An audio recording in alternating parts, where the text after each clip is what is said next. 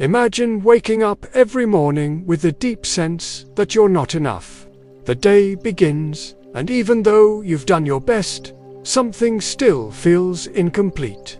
Perhaps it's a thought, a feeling, an action that you haven't finished. Or maybe it's something deeper, an invisible void that shadows your every move, even in moments of achievement. You feel like your life is a constant search for something, but it never quite reaches the mark. The most curious thing about it all, what you've come to label as not being enough, is not your fault. It's not a mistake you've made. You're simply playing a role that was assigned to you from childhood. A story told without words, but with actions, looks, and emotions. This constant battle to be enough is, in fact, a trap you've created for yourself in order to survive.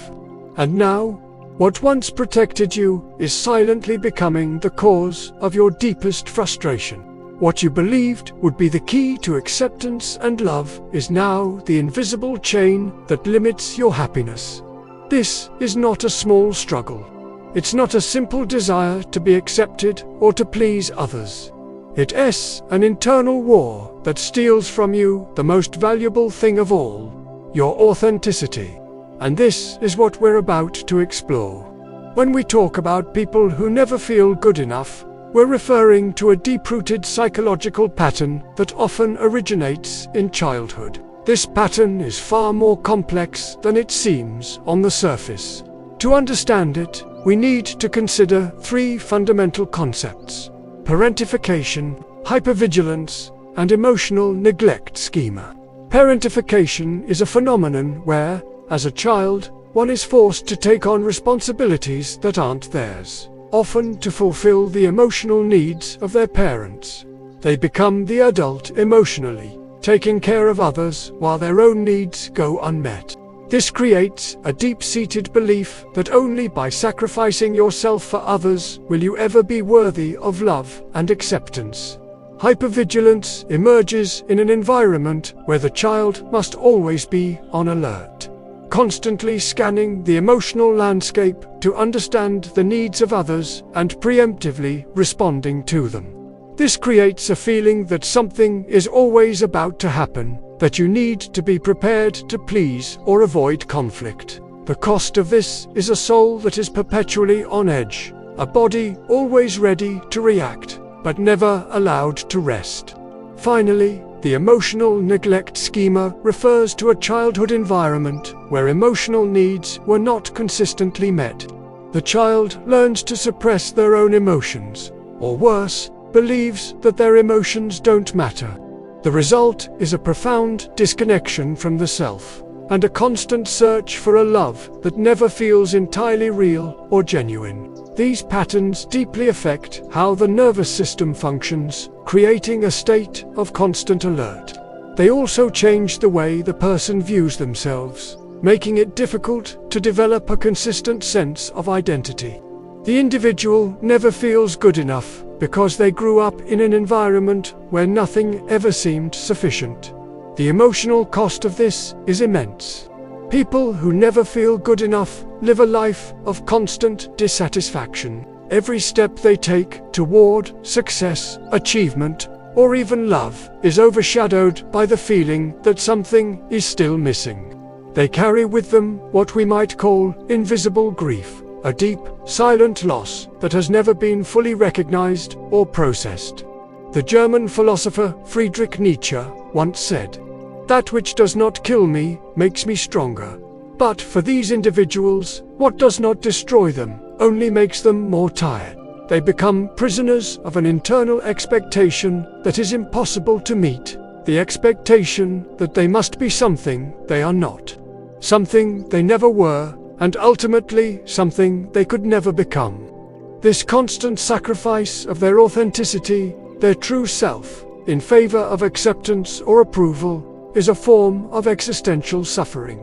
As the psychoanalyst Carl Jung pointed out, we are not what happens to us, we are what we choose to become.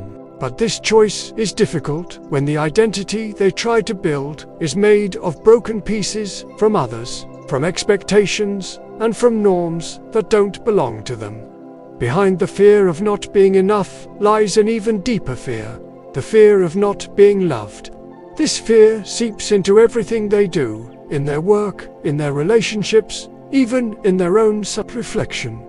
They avoid moments of rest because rest means introspection, and introspection might reveal the truth of their chronic dissatisfaction. This behavior from childhood doesn't disappear with age.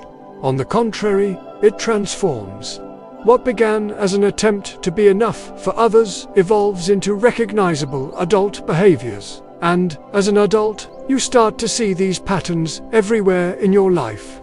Relationships, you begin to over-sacrifice, losing your own boundaries, always striving to please others at the expense of yourself. Relationships become an ongoing exchange of approval and validation that never feels quite enough. Career, at work, the pursuit of perfection can become an obsession. You feel that if you're not the best, you won't be recognized. The internal pressure to be enough in what you do can lead to burnout or emotional exhaustion. Self-esteem, your self-esteem becomes dependent on external validation. What you do or accomplish is never enough for you to feel good about yourself. You're constantly seeking approval, but never finding it in a way that feels satisfying. Boundaries, people like this struggle to say no. They become available to everyone except themselves. Their own boundaries are always pushed aside in favor of the needs of others. Emotional regulation, they become masters at hiding their emotions. Any form of vulnerability is seen as a weakness, so they learn to avoid any emotion that feels uncomfortable. Internal identity, the identity fragments, because instead of living authentically, they try to fit into roles and expectations created by others. They don't know who they truly are outside of the image they created for others. The process of unlearning begins when they start to observe these patterns without judgment. They realize that, while these were survival mechanisms in childhood, they are no longer necessary. They begin to see the truth. You don't have to please everyone to be enough. The healing for those who never feel good enough begins with a return to what is inside of them, their true self.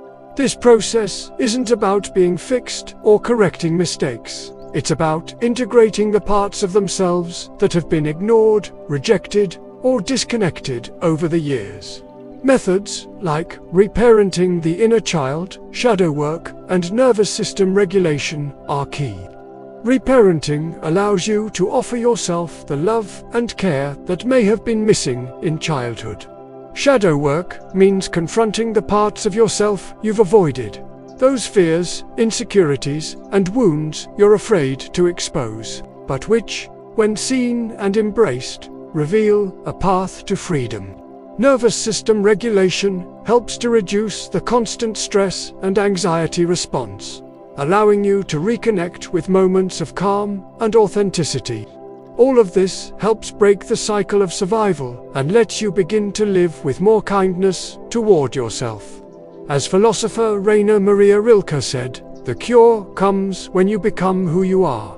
The goal is not to be fixed, but to become whole, a complete being, capable of seeing and accepting yourself as you truly are.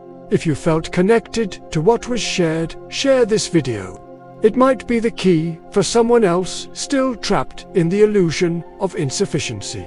True healing begins when you allow yourself to simply be yourself. Without the masks, without the external demands, just the truth that lies within. And remember, you will never be enough because you are already more than enough.